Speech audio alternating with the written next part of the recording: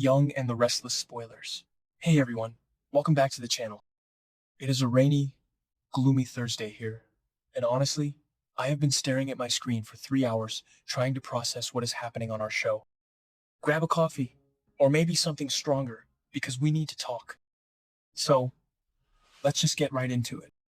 Because honestly, my brain is absolutely spinning, and I just need to vent about this whole Victor and Matt Clark situation.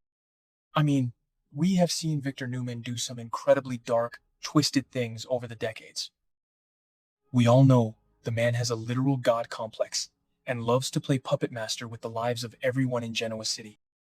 But this current storyline where Victor has turned Matt Clark into his own personal prisoner and pawn, it is next level psychological warfare, and I am both fascinated and completely exhausted by it. And let's be real for a second. Victor could have just ended Matt. He could have taken him out.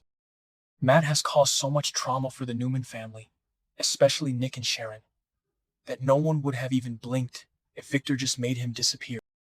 But no, Victor didn't want to just take Matt's life. He wanted to take his mind. So what does he do? He locks Matt up in his personal gym at the Newman Ranch. Yes, you heard me right. The gym. Of all the places on that massive estate, Victor has turned a place of physical fitness into a literal mental prison for a man who is recovering from amnesia. It's just so absurd, but also so perfectly Victor. Like, what is Matt supposed to do? Bench press his guilt? Run on the treadmill until his sins are forgiven? It is just wild. But here is where it gets really, really crazy. Matt was faking the amnesia for a while, or maybe he wasn't, but then he ended up in that cloned shadow room. You guys remember the shadow room, right? Noah cloned it, which is a whole other weird subplot that I don't even have the energy to fully unpack today. But the point is, Matt goes into this room, and bam, the dark memories come flooding back. All of them. Every single horrible, twisted, evil thing he has ever done to the Newman family. It all just hits him like a freight train. And you would think that Matt Clark, the ultimate villain, would just laugh it off or use those memories to plot his escape. But he didn't. He actually broke down. He is suddenly consumed by this overwhelming, crushing remorse for the crimes he committed against the Newmans. And I'm just sitting here watching this like, wait, what? Am I supposed to feel bad for Matt Clark right now? Am I actually buying this? Okay, maybe I am being too harsh. Or maybe I am just being manipulated by the writers. Because Roger Howarth is acting his absolute heart out right now. The man is a phenomenal actor, and he is selling this agonizing guilt so well that part of me is actually starting to believe that Matt is a broken man. He's literally begging for forgiveness. Begging. He has separated himself from the evil actions of his past, looking at his own history like it was done by a completely different person. It's a classic soap opera redemption trope, but it is hitting so hard because of the performances. But let's zoom out and look at the bigger picture here. Because this isn't really about Matt's redemption. It is about Victor's control. Victor making the difficult, calculated decision to keep Matt alive and trapped in that gym is a masterstroke of cruelty. Victor needs Matt exactly where he wants him. Why? Because Matt just saved Nick's life. I know. It's a massive shocker that nobody in the Newman family saw coming. Matt saving a Newman? It throws off their entire worldview. But Victor isn't grateful. Victor doesn't do grateful. Victor sees an opportunity. By trapping Matt in the gym and forcing him to live under constant, suffocating surveillance, Victor is ensuring that Matt lives in a perpetual state of fear. He is making Matt feel the exact same terror and helplessness that the Newman family felt for decades because of him. It is poetic justice, I guess? Or maybe it's just plain sadism. Honestly, this might be one of Victor's greatest, most calculated punishments ever, mostly because it requires zero physical effort from him.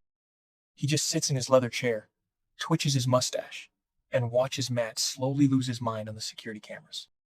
It's chilling. And here is where I start to second guess everything. Because Matt is begging for forgiveness, right? He wants to prove he is a changed man. He wants to avoid going back to the dark, dangerous person he used to be. And Victor is going to weaponize that. He is going to take that genuine, desperate guilt and use it as the ultimate leverage. Victor is a master at pulling the strings of his enemies in Genoa City, and now he has the perfect puppet. What if Victor forces Matt to do his dirty work? Think about it. Victor always needs someone to do the highly illegal, morally bankrupt tasks that he doesn't want to get his own hands dirty with. Matt is desperate for redemption. He is desperate to please the man holding him captive. Victor could easily say, "You want to prove you've changed? Do this one terrible thing for me." And Matt would probably do it. He could become one of Victor's top henchmen.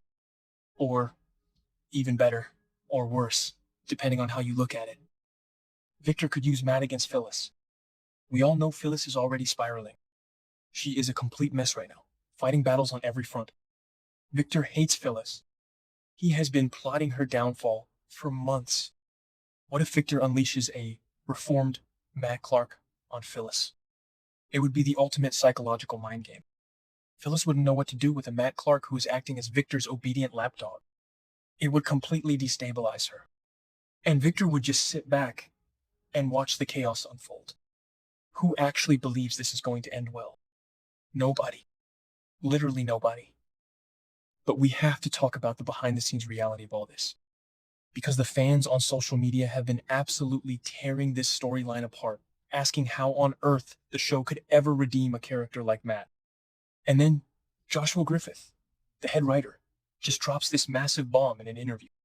He basically admitted that they are trying to redeem Matt simply because he is a huge fan of Roger Howarth's acting. I mean, wow. Just wow. Griffith said, and I quote, "How can we reinvent this character so that he still has the potential to be dangerous to those around him, but at the same time redeem the terrible mistakes he has made in the past?" So there it is. They are keeping the actor because he is too good to let go, even if the character's history is a complete nightmare. And honestly, I get it. I really do. Roger Howarth was a legend on General Hospital, and he brings this chaotic, magnetic energy to the screen that Y&R desperately needs right now. But is it going to work? Can you really redeem a guy who did what he did to Nick and Sharon? I don't know. I really don't know. Half of me thinks this is a brilliant, layered psychological thriller of a storyline. The other half of me thinks it is a clunky, messy attempt to backtrack on a villain just to keep a popular actor on contract. Sometimes I watch these scenes in the gym, Matt sweating, crying, begging, while Victor just stares at him with those cold, dead eyes, and I think it's Emmy-worthy. And then the next day, I watch it and think, what were they thinking? This is ridiculous. It just feels like a very different vibe for the show. Usually, villains come in, cause a bunch of explosions or kidnappings, and then get shipped off to prison or fall off a cliff.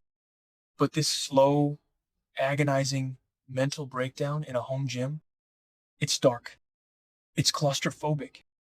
It feels like a stage play tucked inside a soap opera. And what about Nick? How is Nick going to react when he finds out his father is keeping his worst nightmare as a pet in the family gym? Nick is already struggling. He is a mess. He nearly died. And now Victor is playing these sick games. It is going to blow the Newman family wide open when the truth comes out. Victoria will probably defend Victor, because of course she will. But Nick and Sharon, they are going to lose their minds. I just keep coming back to that quote from Griffith. Reinventing the character. Keeping him dangerous but redeeming him. It is a massive tightrope to walk. If they lean too far into the redemption, Matt loses his edge and becomes boring. If they keep him too dangerous, the audience will never forgive him for his past crimes. Victor holding him hostage is the perfect middle ground for now, because it makes Matt a victim. And it is really, really hard not to feel a tiny bit of sympathy for a guy who is being mentally tortured by Victor Newman, even if that guy is Matt Clark. Okay, that sounded dramatic, but you get what I mean. Victor is the ultimate villain in this specific scenario, which somehow makes Matt the underdog. It's twisted. It's messy. It's exactly why I can't stop watching, even when I want to throw my remote at the TV. So, what do you guys think? Is Victor's gym prison the best punishment ever, or is it just dragging out the inevitable? Do you buy Matt's sudden remorse? Or is he just playing the long game to get out of that room? And more importantly, do you think Roger Howarth's acting is enough to save a character with this much baggage? Let me know, because my brain is fried and I need to know I'm not the only one spiraling over this. I'm gonna go microwave my coffee and try to process whatever the heck is gonna happen next week. Until then, keep surviving the madness of Genoa City, guys.